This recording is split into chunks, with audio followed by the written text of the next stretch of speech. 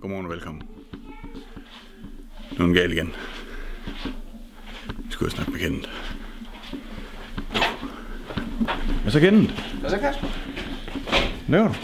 Det er lige ved at konsultere, at han skal have et nyt dæk. Ja. Hvad laver du? Jamen, jeg har lige snakket med Jesper. Ja? Angående noget vinterprojekt. Jeg tror ikke, vi skulle lave vinterprojekt, ja. Jamen, det troede jeg nemlig heller ikke. Men så skrev jeg skrev til ham i går aftes, om vi ikke kunne lave et eller andet, for fanden. Folk de er helt vilde og skriver alle steder og frem og tilbage. Så sagde han, at jamen, så skal vi også gøre det ordentligt. Så men vi kunne nærmest mere eller mindre bare lave, hvad fanden vi vil. Nå. Men hvad er vi ude i? Altså, vi har jo bygget hjemmeskine.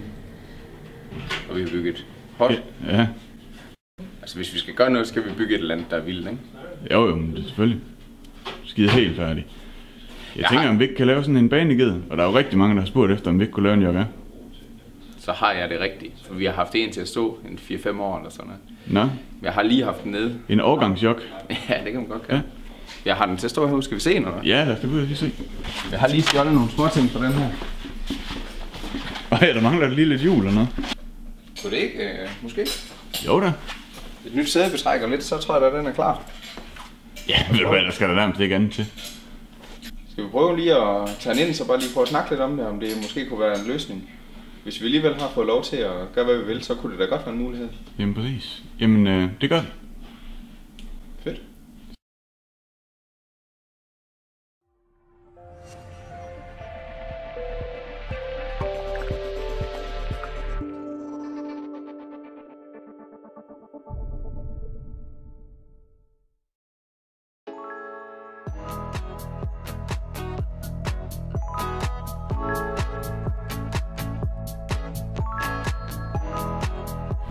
Og så igen, så fik vi den ud. Er du klar? Nu er jeg klar. Jeg er mega klar. Jeg tænker, det er et stort projekt, det her. Ja, altså jeg tænker, derbyen var et stort projekt, men den startede vi jo bare med en ny. Her der starter vi med noget, Ja, det... som du snakkede om styr, det måske var lidt bøvt, og hvad så ellers bøjet, og... Ja. Jeg tror i hvert fald, vi skal have et nyt styr. Mm. Men jeg synes også, vi skal prøve måske at... Der laves jo ikke rigtig noget andet forgaffel sådan en jok her. Nej. Jeg kan godt tænke mig, at vi fik en anden forgaffel på, hvis den skal bruges til at køre rigtig ræs. Altså, hvis man bruger den til at køre ræs på, så er det her ikke lige den bedste forgaffel, der findes jo. Nej. Så jeg synes, vi skal prøve at se, om man måske kan lave så vi kan sætte en Malossi forgaffel på. Mm. Ja, altså nu sagde han jo, at der ikke rigtig var nogen begrænsninger, så det bestiller vi bare. Det får jeg lige snakket med Simon om, så bestiller vi bare sådan. Så skal vi sådan. Ja. Hvad tænker du, cylinder og udstødning? Bare lige for at tage runde grejlisten lidt. Uanset hvad, skal vi jo have lavet vandkølet, ellers så kommer den. Ja, men så kommer den ingen steder. Nej, vi skal have lavet vandkølet. Jeg kunne godt tænke mig, tror jeg... Kunne det ikke være sjovt at tage noget, vi ikke sådan rigtig har eksperimenteret med før? Sådan i... Men jeg synes, vi holder os i noget 70 kubik. Fordi hvis man skulle bruge den til at køre rigtig ræs på, altså det de kører, hvor der... Så er det 70 kubik. Ja. Fordi vi kunne sagtens have sat noget 100 kubik på, men så må den egentlig ikke køre med i de kops og det der er. Nej, så kan vi igen have et eller andet useless projekt, vi bare kan have stående og ikke bruge til noget som helst. Ja, så jeg tænker, at vi holder os i noget 70 kubik. Måske noget... Hvad har vi? Hvor der både er noget cylinder og udstødning. Har vi ikke sådan en kit? Jamen Rus, de laver jo sådan en kit. Så det er det, vi skal prøve, tænker jeg. Det er jo en fed udstødning. Ja, det er det nemlig. Mega fedt. Kan der ske, om der er en, der kører ind i eller sådan noget? Det går bare lige i. Ja, Kasper, han skal redigere for mig til. Ja. Men jeg tænker, hvis vi tager det uskit der, så kunne man må kunne lave nogle heste med det på. Ja, og så lige op til GT og kilde os lidt. Og... Men jeg kunne godt tænke mig, om du skal lave den vandkøle. Mange de sætter jo køleren heroppe. Mm. Det kunne jeg godt tænke mig, at vi ikke. Det synes jeg ikke, den skal sidde. Der bliver nogle timer med at bygge også med noget forgaffel og noget her. Vi kommer også til at skal have en stor karburator på, så vi er nok nødt til at skal have skåret hul i sædekassen og lave motorophæng om for at få karburatoren til at vende bagud. Jamen det motorophæng, der er fås der noget, der passer ud af kassen. Ja, der laves faktisk et, men det er ikke, man har ikke kunnet købe det i rigtig lang tid. Okay. Så jeg tænker, at vi skal prøve at se, om vi måske kan lave noget af det om, vi har. Ja, skal vi lige prøve at kigge på hjemmesiden, hvad der fås af kisler eller Stage 6, eller hvad vi lige kan finde? Ja, det synes jeg. Vi kigger lige. Vi vender lige tilbage.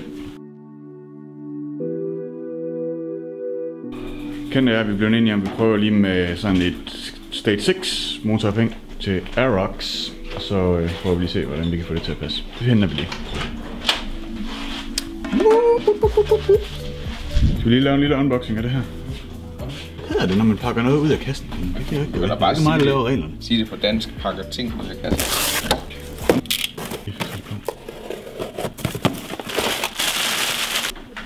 Jeg kunne godt lave det hele selv, alt det her. Men jeg tænker, at mine evner som smed ikke er så gode, at i hvert fald bruge lidt tid på at få det til at se sådan ud. Så jeg håber bare, at jeg kunne skære det af herinde og svejse det over på det andet, på de andre beslag. Hvad siger du til det? Jamen, whatever floats your boat, Ken. Altså, jeg skal ikke blande mig i det mekaniske. Jeg skal bare forsøge at få dig til at se godt ud. Husker du det? Det får jeg sådan set rigeligt at se til. Nå, men husker du så det igennem hele projektet? Altså det med, at du ikke skal røre ved noget andet end dit kamera? Det kan jeg ikke lige helt lov. Nå, okay. Nej, det skal ikke vende sådan der, Kasper. Det skal vende sådan der. Skal det ikke det? Det er smukt. Prøv lige at finde et billede af, hvordan det skal vende det her. Den bøjle, der skal komme fremad. Så var det jo rigtigt, det jeg viste. Så fik vi lige gjort lidt research, så Ken han kunne blive lidt klogere. Sådan der skal det vende. Så skal vi bare lige... Er du sikker på, at det ikke vender om? Sådan der. Altså, det gør ikke på den her år.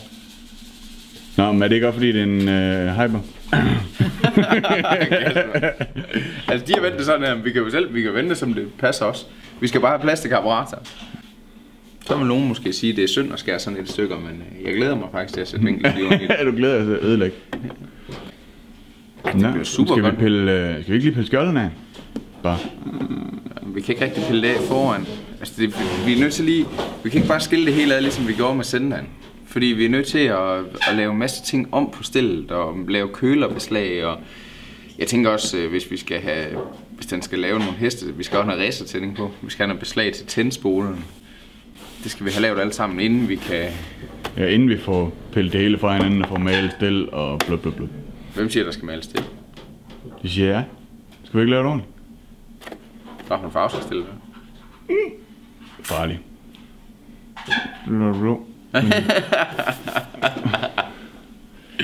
Ja. Jeg prøver lige at gå ind på Lamborghinis hjemmeside og se om de har lavet nogle fede farver i år. Ja. Så vi kan få noget monsterdyr lak lige. Så kan vi lige køre ned til maleren i Ry og snakke med ham. Uanset hvad, hvis vi skal lave motorophæng i dag, så skal vi have det her bagskjold, bundskjold her. Sæt i gang.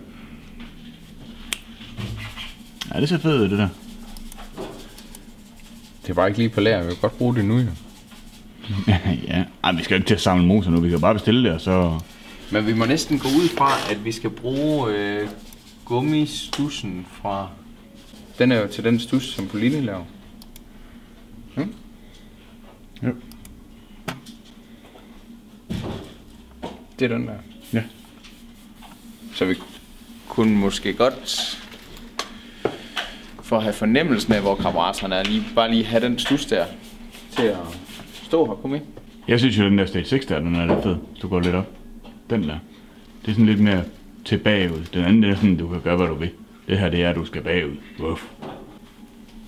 Ja, det ved jeg ikke. Altså nej, jeg skal ikke bestemme. Jeg synes bare, alle bruger det. Bedst. Alle bruger den der. Men det er rigtigt, den er fin. Jeg synes bare, ja, det kunne være sjovt at prøve at lave noget Stage 6. Jeg gider ikke have den i orange. Nej. Allo. Altid. Hvis du er i tvivl om noget, allo. Er du klar? Ja. Vi henter lige den der.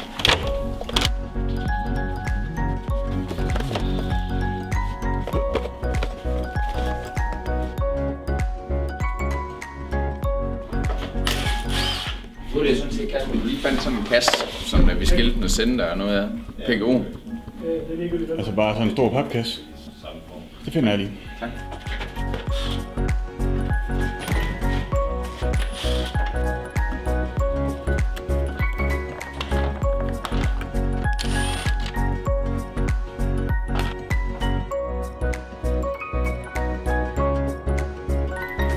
Så blev der lidt mere plads her, Kasper.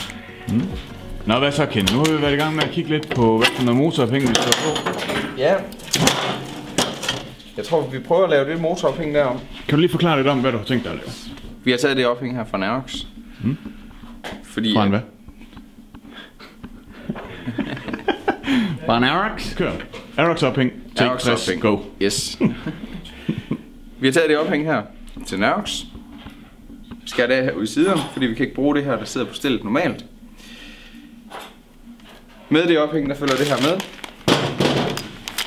De 2 bøsninger her til motorophængen.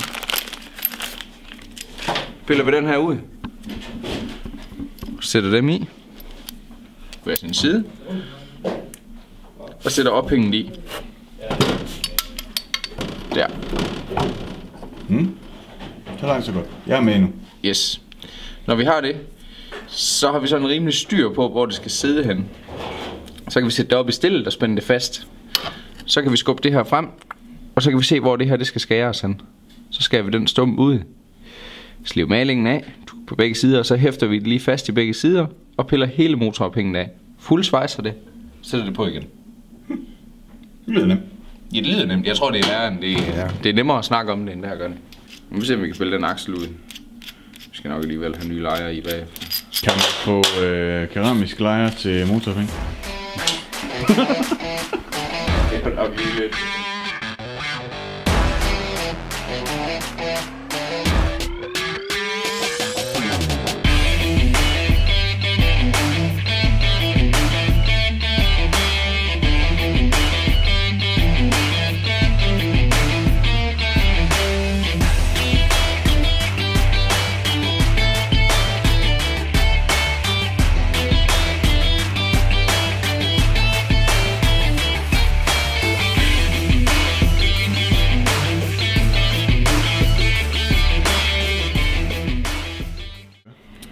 Jeg kan så lige konstatere, efter vi har været lidt i gang her, at der er også lidt forskel på de akser, eller de her bøsninger, så vi er nok nødt til lige at tilpasse dem også. De er lige lange nok. Nå, men de passer ellers lige over, gør de ikke det? Jo, det kommer de til, når de er lige blevet. Så det gør vi.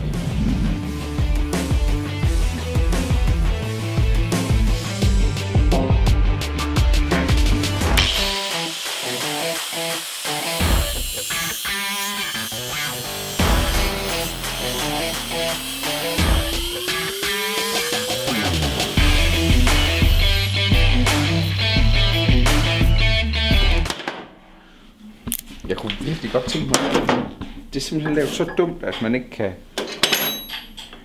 Det er til Arox. Ja, men derfor vil det her inde jo stadig være det samme, men de er sådan lige stuer nok dem. Hvad siger du, Ken? Det er de bolde der, de er ligesom for lange til at gå ind. Ja, jeg kunne bare godt tænke mig, at det var lidt mindre.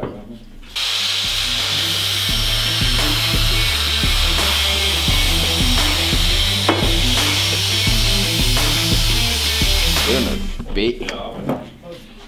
Ken, det er jo ikke særlig tilfredsstillende, fordi nu er de bolde der jo for lange. Får vi bare lige fat i Lad os til at se herovre. Prøv lige at røre med den der. Det er sgu lidt varmt det der igen. Man kan se her, gevind det er simpelthen for lang. Eller ja, der er for lidt gevind op i bolden. Så gevind er ikke for lang. Nej. Jeg ved ikke, hvad det hedder. Hvad hedder det stykke, hvor der ikke er gevind? Der er i hvert fald ikke gevind nok på. Nej, præcis. Det var det, jeg forsøgte at sige. Okay, du sagde det omvendt. Godt. Det en almindelig jogmic har gjort, det var selvfølgelig bare at knalde nogle skiver på, og så komme videre til teksten. Eller Danish Scooter Design. Jeg håber, du tager det hele med sig. Altså der, hvor jeg disser der. Det er jeg spændt på at se, hvordan du løser det her. Men det sidder der af helvede til. Hvorfor? Er det nu galt med dig? Den her skal sådan her. Nå, det er okay. Jeg havde bare ikke opdaget, at der ikke er en bold i den højre side, fordi jeg står og kigger på det lille display. Men hvad så? Altså sådan nogle ting her, Kasper, man nødt til lige og... Ja, jamen det er jeg med på. Det er klasse igen.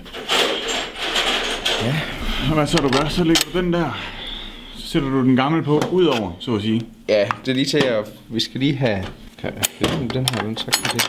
Det var godt. Men nu kan det godt være, at de fylder for meget, dem her. Vi skal have fat i nogen med nogle flade hoveder i stedet for. Jamen det er jo først, når der skal karborille på. Altså, det behøver ja, det behøver lige at være nu. Nej, vi kan godt bruge dem her lige så start. Så kan vi altid lige få fat i nogle rigtige. Så tænker jeg egentlig, at vi sætter det her fast på stillet igen, og så skal vi have skåret det her over.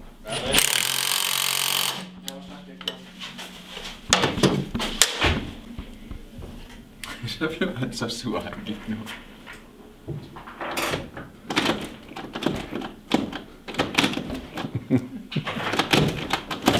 Nej, det er rigtigt. Ej, helt tidligt. Jeg går på lager. Jeg går på lager. Det er skidt. Kan du ikke gå over og tage ved den over den anden side derovre? Vi kan ikke stille den på sendelstelefonen, og så ligesom lade stille trykke den ned på plads. Jo, det tror jeg godt. Under det selv, eller under det?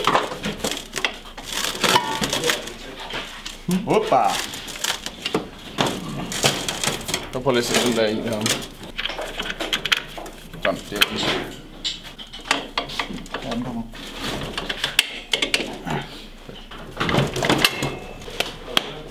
Whip til! Nu skal der ske det, at vi skal lige have skåret den stang af her. Herovre. Så vipper vi lige den her op. Så dem her sidder her på midten. Så hæfter vi den fast. Og så afmonterer vi, ja. Afmonterer vi det hele. Fuldsvejser det. Og så sætter vi de trekanter på, der var før. Så skal vi lige have den her overgjort fast, så motorophængen bliver stiv på den måde, at det ikke flytter sig det der. Og så er motorophængen færdig. Så skal lige male til også ligger, men det skal vi ikke selv gøre, det skal malere. Fedt. Så det er bare at gå i gang. Sæt i gang.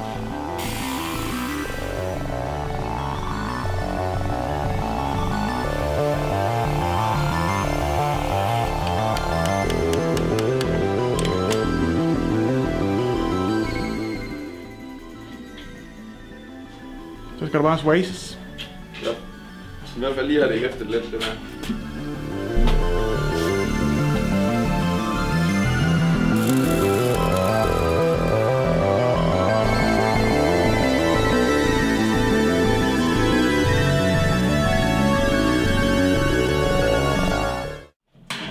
Var det det? Ja, men ej, nu kan vi godt pille den af. Så piller du fra igen, og så skal du have fuldt to waste. Ja, så skal vi lige prøve at skille væk til det svejs. Hvis vi kan få det af. Er det lige? Jeg tror ikke, det er Det er i hvert fald lige svejst.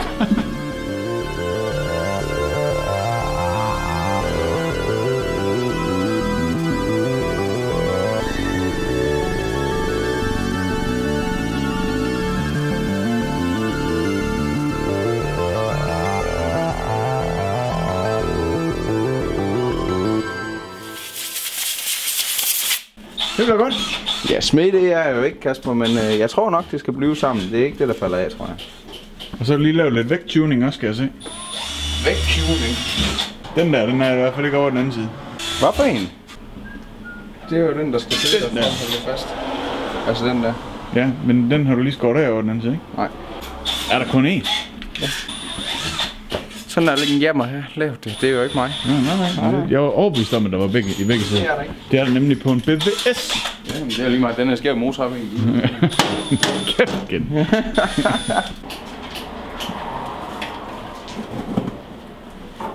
Jeg tænker, skal vi kommer ikke til at bruge dem her til fodhvileren bag, ikke?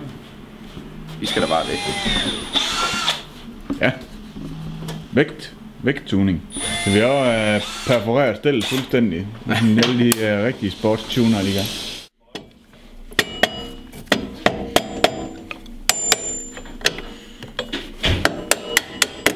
Det bliver sgu halvgodt det der, var kendt. Ja, for godt, det kan skralde an. Fed med de der stiver, du fik sat i og sådan noget. Prøv. Bum.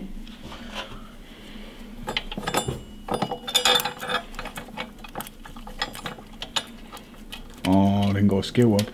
Og det har du måske taget højde for. Det håbede jeg nemlig, jeg havde. Jeg tror nemlig, at jeg fik det drejet sådan, at det kan lade sig sådan her.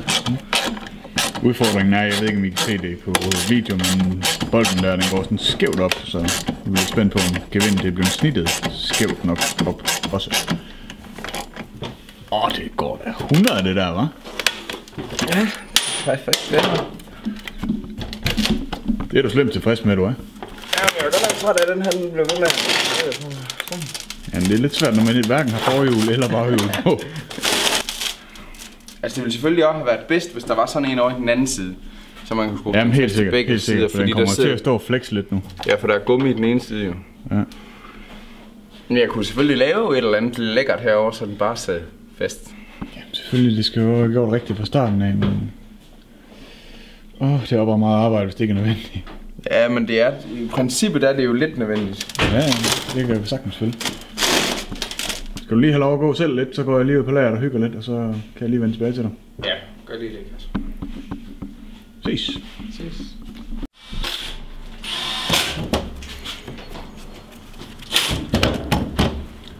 Så er du lige haft tid til at gå og hygge dig lidt her. Ja. Nå, hvad siger du til det? Jeg tror, det er i orden. Har du haft det på at se, om det spiller, eller hvad? Vi skal da se, om det sidder. Hvordan det sidder. Jamen, jeg kan godt sætte det på. Jeg er nok nødt til at skal dig til at hjælpe. Den er sådan rimelig træls at styre uden det der forhjul.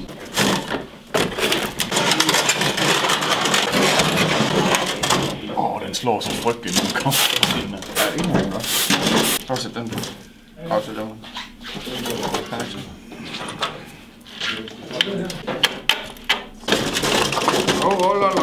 Undskyld. Skal du have prøvet at have de der bremser bare, se om ikke de passer i der, så kan ligge med. John. Altså lige nu kan du se der? Kan du ikke prøve at se, om man kan åbne der? Og så prøv at se, hvordan den lukker udefra. Ja, Ej, hold. Okay, det er helt varmt. Jeg holder bare ved, så det ikke vil. Jeg skal gå her, lige sådan en amatør. Du ligner lidt en jok, Mike. Ja, lige nu, det klipper du bare væk alt det her. Fint, eller hvad? Ja. Nu har jeg pillet det der af, vi lavede før, med det gevind der. Ja. Det har jeg pillet af, og så har jeg lavet 2 fast beslag på motorophænget, som vi så kan spænde ind. Og så sidder det helt fast i begge sider. Så kan den ikke give sig mere eller mindre den ene, hverken den ene eller den anden. Det kunne jeg se, det var også sådan på det, man ikke kunne få lige pt. Der havde de også lavet sådan. Så hvad er det teorien er, at nu kommer affjedringen, den kommer til at køre i bagstøddæmperen, og det er det. Ja, så giver den sig bare her i lejren. Ja. Så. Sådan bliver det. Så blev vi færdige for i dag, Kent. Ja, det tog faktisk lidt. Altså, det tager lidt tid at lave det her motorophæng. Det er blevet skide godt. Ja. Det har været nemmere, hvis man bare kunne have købt et, der bare passer. Nu har vi lavet for sig. Det er også fedt. Det er lækkert. Hvad er næste step? Jeg tænker, at vi skal have gang i det med køleren. Ja. Som det næste. Det bliver vi nødt til at lige skal have styr på. Vi skal have svejst de ting på stillet. Og vi skal have lavet noget beslag til det tændingsværk, vi nu ønsker have på. Skal vi lige snakke det der køler henne på forhånden? Altså, jeg tænker, jeg har snakket lidt om det. Ja, vi har snakket lidt om det. Og altså, det har ikke ændret sig, siden vi snakkede om det sidst. Idiot. Hvor vil du gerne have den køler til at sidde? Vær nu lige seriøs 5 minutter af dit liv. Jeg tænker, at vi skal have den køler til at sidde herinde under. Om den så kommer til at kan sidde heroppe, eller den skal sidde her helt nede i bunden. Jeg tror, den kommer til at sidde længst nede, for jeg tror ikke, der er plads til forhjul, når det går op med støddæmperen. Og det skal vi selvfølgelig have lavet nogle beslag ind på stillet, så det sidder ordentligt fast. Okay. Det tror jeg, vi skal lave det næste. Måske begynde med noget forgaffel, det ved jeg ikke lige helt. Der skal også lige lidt research i det, hvad vi lige skal der. Ja, vi vil gerne et eller andet end det her i hvert fald. Ja. Og der findes ikke rigtig noget, der passer ordentligt på. Eller der passer på overhovedet. Umiddelbart. Okay. Så bliver der vinterprojekt alligevel. Det er fedt. Så fik vi lov. Ja. Så går man der til at gå nogle dage med det. Ja. Jeg håber, det bliver nogle gode afsnit. Det tror jeg, det gør. Fedt. Jamen, stay tuned. Vi ses. Moin.